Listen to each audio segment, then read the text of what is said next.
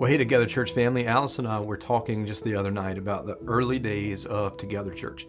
This was back when, believe it or not, we hauled everything that we had in this little small beach wagon. But in those first days, we didn't have speakers, we didn't have cables, we couldn't do anything. We had to borrow a projector, we had a fold-up screen that was used, and every Sunday we set up in this little school cafeteria.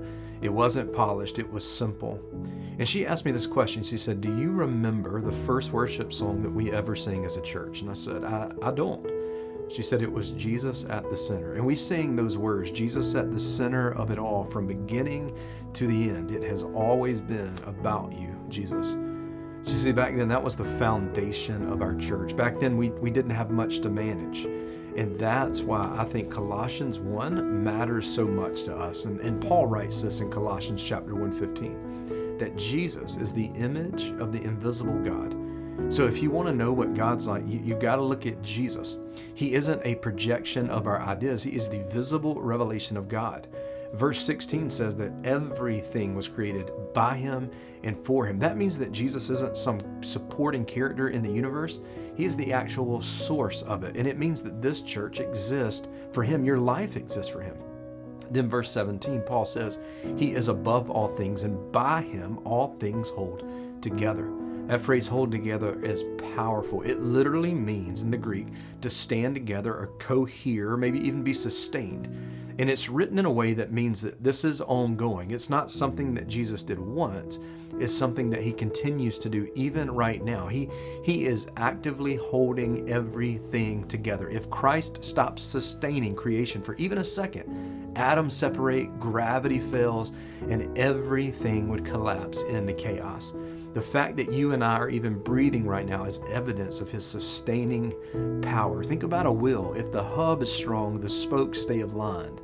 But if that hub weakens, the whole wheel wobbles. Jesus is the hub. And here's where this gets personal. Some of you feel like you're the glue in your family. You're the strong one, the responsible one, the one that is holding it all together. Can I just tell you something? You were never meant to be the glue. Jesus is, because he's the one that holds the universe together. He can hold your life together. He holds our church together. And then verse 18 says this, that he is also the head of the body, the church, so that he might come to have first place in everything. That word head there means authority, direction, leadership. Listen, Jesus is not a mascot. He's not a consultant. He is the head. And Paul says that the goal is that he would have first place in everything that we do. That's the check. Because drift is very subtle. You don't wake up one day and decide to move Jesus from the center. It happens slowly over time. Life gets layered, responsibilities grow, maybe even your expectations increase, but the center always decides the direction. So when Jesus is central, we don't have to panic anymore. We don't have to control everything. We don't have to carry what only he can sustain.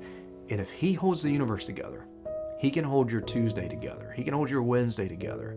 So this isn't about sentiment. This is all about an alignment. We start in a cafeteria declaring Jesus at the center because it was true then, and it's still true now, that he is our creator, our sustainer, the head. So here's the simple reset for all of us today. Jesus, take first place again in our church, in our homes, and in me.